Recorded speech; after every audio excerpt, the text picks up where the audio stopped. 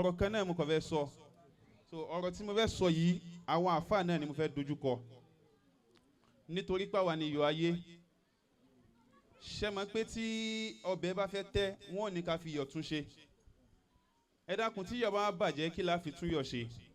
Ya ulama adini ya mili albalad. O ṣeun ó ti tó barakallahu fika. Ma yusilihul miliha izal milihu fasad. Ìtòwí yẹn náà ti tó o ṣeun. Ọ̀rọ̀ kan bẹ kí ló fà tó fi jásí pé àwọn àfáà lé ní tá bá sọ fún yàn pé jòkó síbẹ̀ yẹn ẹnìyẹn ò ní jòkó. Tá bá sọ fún yàn pé dìde ẹnìyẹn ò ní dìde. Tá àfáà bá sọ fún ẹnìkan pé lọ kírun ẹnìyẹn ò ní kírun. Tá àfáà bá sọ fún ẹnìkan pé lọ àsàlátù ẹnìyẹn ò ní lọ àsàlátù. Bàbá wa Aridunnu ni wọ́n ń ṣe prógrámù yìí sìn wọ́n pé gbogbo àwọn èèyàn á sì dá wọn lóhùn. Kí ló fà táwọn èèyàn ò ṣe kí ń dá àwọn àfáà kan lóhùn? Tí wọ́n bá pàṣẹ fáwọn èèyàn táwọn èèyàn wà á ṣe kí ni tí wọ́n wà á ṣe rọ́dà tí wọ́n rà dà ọ̀rọ̀ wọn tí wọ́n dá padà sí wọn lẹ́nu. Ọ̀rọ̀ kan bẹ tó já sí pé ọ̀rọ̀ tí mo fẹ́ sọ yìí àwọn àfáà ṣe àfitì ọ̀rọ̀ náà sí ọ̀dọ̀ àfáà kan tí wọ́n ń pè ní Muhammadun al-Qasim. Àwọn kan ní pé ọ̀rọ̀ yẹn ò lẹ́rìí ń bẹ.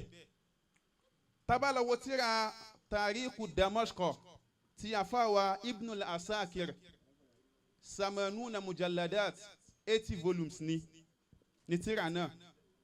Àfáà wa Ibn al-Asakir ó sọ pé ọ̀rọ̀ tí mo fẹ́ sọ yìí wọ́n sọ pé àfáà wa Fudail ibn Iyad òun ló sọ. Tamakun bẹ́ẹ̀ ẹ jẹ́ a lọ síbi al-Bidaya wa Nihaya tí Ibn Kathir ṣe. Ibn Kathir òun náà sọ̀rọ̀ níbẹ̀ ń pé ọ̀rọ̀ tí mo fẹ́ sọ yìí Fudail ibn Iyad òun ló sọ. Tabatukun bẹ́ẹ̀ ẹ jẹ́ a lọ sí ọ̀dọ̀ àfáà wa Abu Na'im al-Asbahani tó ṣe tírà Hilyatul Awliya wa Tabaqatul Asfiya. Òun náà sọ pé òun náà ló ṣe. Kí ni ọ̀rọ̀ náà? Wọ́n bi àfáà wa Fudail ibn Iyad wọ́n ní pé àfáà tó bá ti ṣe Ọlọ́run ọba rẹ̀ báwo ló ṣe máa ń mọ̀? Bàbá àgbà sí bàbá lámúnigun wọ́n ní tíyàn bá ṣe Ọlọ́run ọba rẹ̀ ìwọ àfáà tẹ́ bá ṣe Ọlọ́run yín báwo lẹ ṣe máa ń mọ̀ pé ẹ ṣe Ọlọ́run àti pé ṣe máa ń ṣe Ọlọ́run. Àfáà ní pé wàláhì mo máa ń ṣe Ọlọ́run ó ní wàláhì inni la a'si Allaha ó ní mo máa ń ṣe Ọlọ́run o lakin fa'arif zaka min khulki himari wa mrati wa fa'ri bayti. Ẹ jẹ́ agbọ́lọ́run tóbi. Allahu akbar. Nǹkan tó sọ ó ní pé tóun bá ti ṣe Ọlọ́run tóun bá fi lè sọ fún kẹ́tẹ́kẹ́tẹ́ òun tóun máa ń gùn wípé wọ kẹ́tẹ́kẹ́tẹ́ yìí lọ́lẹ̀ mo fẹ́ gùn ẹ̀ tí kẹ́tẹ́kẹ́tẹ́ yẹn bá fi lè kẹ̀yìn sóhun báyìí òun náà mọ̀ kí òun ti ṣe Ọlọ́run bìkan nìyẹn Ọlọ́run ti pàṣẹ fún òun náà gbọ́nù. Ó ní wàmúrà àti tóun bá sọ fún ìyàwó òun wípé ìwọ ìyàwó mi wá jẹ́ ká bára wa ṣe nǹkan tí ó máa ń dà wá pọ̀ lórí bẹ́ẹ̀dì tíyàwó bá fi lè parọ́ pé òun ṣe píríọ̀dù lọ́wọ́ òun ó ti mọ̀ kí Ọlọ́run pé òun náà ṣàkíyèsí níbìkan òun ò gbọ́ nìyẹn nítorí ẹ̀ ni Ọlọ́run ọba àlíkẹ́ aláṣẹ sọ pé kí ìyàwó òun náà kó kọ̀rọ̀ sóhun lẹ́nu. Ẹlẹ́kẹta ń bẹ ó ní wà fún àríbẹ́ìtì eku lé òun Yorùbá ń pé eku kan ní eku ajẹ lójú onílé.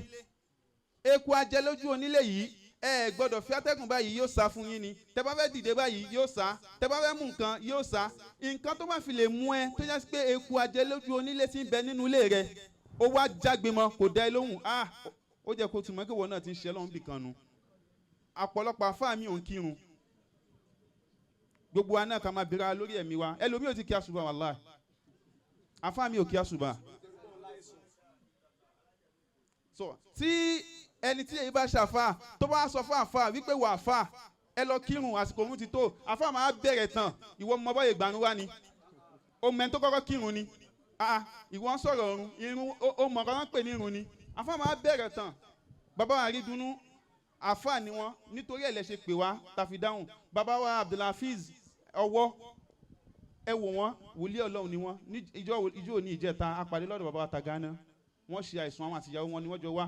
Bàbá Abdul di méjì mo ti sọ ẹ̀yin ti kọ́ sáré yín kalẹ̀ ẹ máa pẹ́ títí débi pé ẹ pẹ́ láyé gan pẹ̀lú àlàáfíà kò sí ẹni tí wọ́n bí da tí ó wá sọ pé òun fẹ́ máa dá òtún yín pé ṣé mùsùlùmí ni yín ni àbí kèfèrí ẹ ṣe fíìmù tẹ́fi tako Islam rí tó wá jẹ́ pé àwọn babaláwo lọ́wọ́ win ẹ ṣe fíìmù yẹn rí tọ́ gbogbo àwa tá a wá ọlọ́run má ṣàjẹ́ àríwá yẹn pẹ́ Àmín. sọ́lù wà lánàá bí kẹrin. sọlá dọ́kítọ̀ ẹ dàgbà ẹja gbọ́dọ̀ tóbi lẹ́ẹ̀kan náà Allahu Akbar. nísìnyí báyìí sìn